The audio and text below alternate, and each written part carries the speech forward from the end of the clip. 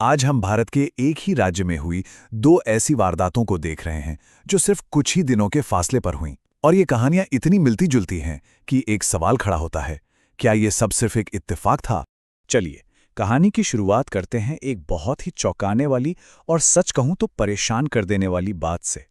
एक पत्नी ने अपने प्रेमी के साथ मिलकर अपने पति की हत्या की और फिर पूरी रात उसकी लाश के बगल में बैठी रही। ये सिर्फ एक कहानी की शुरुआत है, पर बात यहीं खत्म नहीं होती। आंध्र प्रदेश में सिर्फ 13 दिनों के अंदर दो बिल्कुल ऐसे ही मामले सामने आए। इन दोनों कहानियों को समझने के लिए सबसे पहले इनके किरदारों को जानना बहुत जरूरी है। तो हाँ, ये हैं वो लोग जिनकी हम बात कर रहे हैं। पहले केस में जो गुंटूर का है, हमारे पास है पत्नी लक्ष्मी माधुरी, उसका पति लोकम शिवा और लक्ष्मी का प्रेमी गोपी। दूसरे केस में जो विजयनगरम का है, वहां है रम्या, उसका पति अल्दा नागराजू, प्रेमी वसंतराव और इस बार मदद के लिए उसके दो दोस्त भी।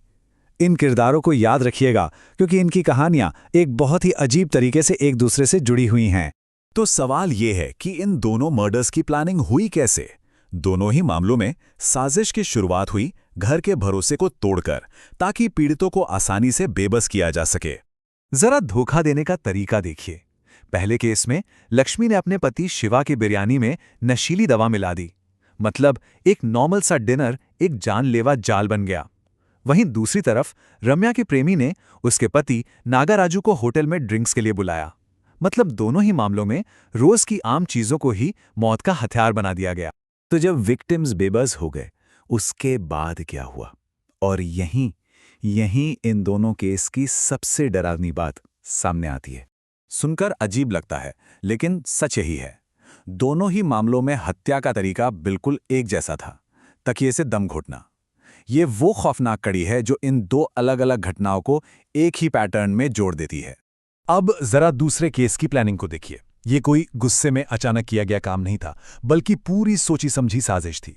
पति को होटल बुलाना, उसे इतना पिलाना कि वो होश में न रहे, फिर तकिए से उसका दम घोंट देना और आखिर में लाश को ठिकाने लगा देना।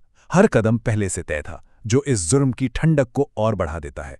और जो बात इस कहानी को और भी ज्यादा डरावना बनाती है, वो है ये रकम। दूसरे मामले में जिन दो दोस्तों ने रम्या और वसंतराव की मदद की, उन्हें इस काम के लिए सिर्फ 500 रुपए दिए गए थे। सोचिए, एक इंसान की जान की कीमत सिर्फ 500 रुपए। अब मर्डर तो हो गया, इसके बाद बारी थी इसे छुपाने की। दोनों ही मामलों में मुजरिमों ने अपने किए पर पर्दा डालने की पूरी कोशिश की, लेकिन उनकी कहानियां बहुत कमजोर थीं।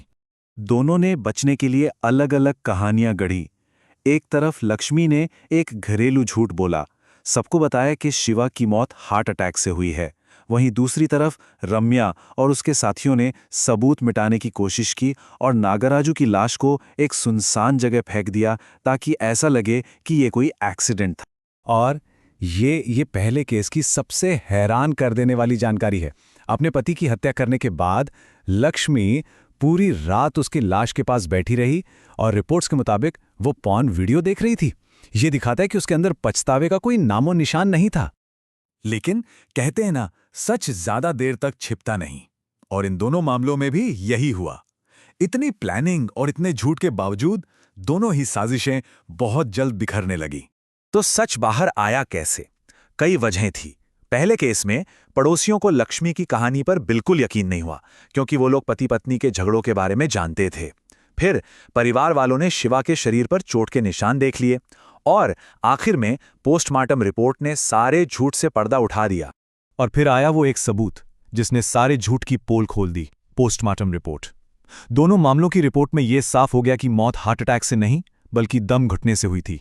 बस इस एक रिपोर्ट ने लक्ष्मी की कहानी को झूठा साबित कर दिया और पुलिस को हत्यारों तक पहुंचा दिया। तो इन दोनों डरावनी कहानियों का अंजाम क्या हुआ? झूठ और धोखे का पर्दा उठने के बाद कानून ने अपना काम किया। जब पुलिस ने सख्ती से पूछताछ की तो ज्यादा देर नहीं लगी। दोनों मामलों के सभी आरोपियों ने अपना अपना जुर्म कबूल कर लिया। लक्ष्मी और गोपी गिरफ्तार हुए और दूसरी तरफ रम्या, वसंतराव और उनके दोनों दोस्त भी पकड़े गए। और अब जरा ये टाइमलाइन देखिए। ये इस पूरे मामले की सबसे अजीब बात है। ये दो लगभग एक जैसी हत्याएं सिर्फ 13 दिनों के अंदर हुईं। एक ही राज्य, एक ही महीना और हत्या का लगभग एक ही तरीका। तो आखिर में बस एक ही सवाल बचता है, क्या ये वाकई सिर्फ एक भयानक इत्तेफाक था कि दो पत्नियों ने 13 दिनों के अंदर अपने प्रेमियों के साथ मिलकर एक ही तरीके से अपने पतियों की हत्या कर दी? या ये हमारे समाज में किसी गहरे और परेशान करने वाले पैटर्न की तरफ इशारा करता है? इसका जवाब वाकई सोचने पर मजबूर करता है।